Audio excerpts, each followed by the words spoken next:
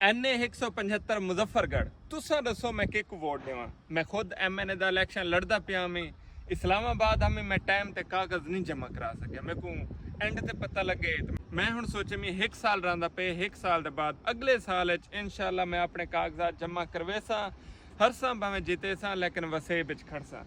लेकिन ई टाइम तुसा दसो मेरा वसेब क्या दे, मैं किकू सपोर्ट करा, किकू वोट देवां और किंदी कंपेन करा। क्योंकि मैं सोशल मीडिया एक्सपर्ट हाँ, मैं जिंदी कंपेन करे सा टिका के करे सा ते पेरें ते खड़ के करे सा और कामयाब करवे सा इंशाल्लाह अल्लाह दे हुक्म नाल। तुसा दसो किक वोट देना चाहिए, लेकिन वोट हमेशा मंशूर दा होंदे। किहदा होंदे? मंशूर दा होंदे। एक ही मंसूर खां इलेक्शन लड़दा पे उनके मुकाबले जरा कैंडीडेट है वो जरा महाजरी जबान वाला वेंदा मंशूर।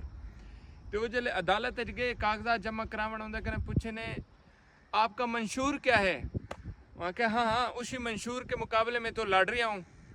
सारे जेरे लीडर हैं ये भी फारिग हैं, जेरे उठे पेन कहीं को टके दा पता कह नहीं, कशा दा पता कह नहीं, क्यों पता कह नहीं, लकीर दे फकीर हैं। ये रोड है तो इवें चलने।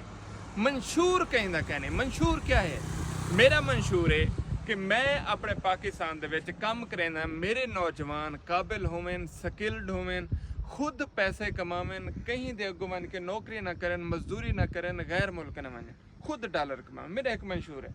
मेरा एक मंशूर है कि मैं अपने नौजवानों को ट्रेन करने डिजिटल स्किल दे विच कि लैपटॉप चावें ते पैसे कमावें। ये मेरा मंशूर है। तो जेरे सारे इलेक्शन ते उठे पे इन्हें दा क्या मंशूर है? इमरान खान खराब है, नवाज शरीफ खराब है, जरदारी खराब है। भाई तुम्हारा खाना खराब थी वे। तुसा ए दसो तुहाड़ा मंशूर क्या है? मुजफ्फरगढ़ दे विच तुसा इलेक्शन लड़दे पे वे, साकू कोई फर्क नहीं पौंदा तुसा जेरी पार्टी नाल खड़ो। तुसा ए दसो तुसा मुजफ्फरगढ़ वास्ते क्या करे सो? 2007 कने ई टाइम तक 2007 कने ई टाइम तक मुजफ्फरगढ़ कशा कहनी थिया। क्यों?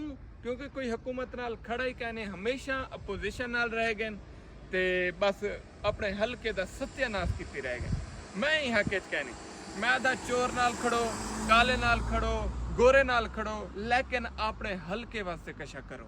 तोरे हल्के यूनिवर्सिटी होवे, हस्पताल होवें, एमरजेंसी वार्ड्स होवें, सारे चीज़ां सारे सहूलतां होवें, कित्थों होवें? मुजफ्फरगढ़। क्योंकि मुजफ्फरगढ़ साउथ पंजाब दा गढ़ है। तो जेरे सारे लीडर हैं उन्हें दा वो मंशूर है कि हम मंशूर के मुकाबले में खड़े आऊँ, बाकी अपना मंशूर कोई कहने। लेकिन तुसा दसो कि तुहाडे मुताबिक केरे लीडर दा मंशूर चंगा है और हुकूमत कने 1 साल भी है। तो मैं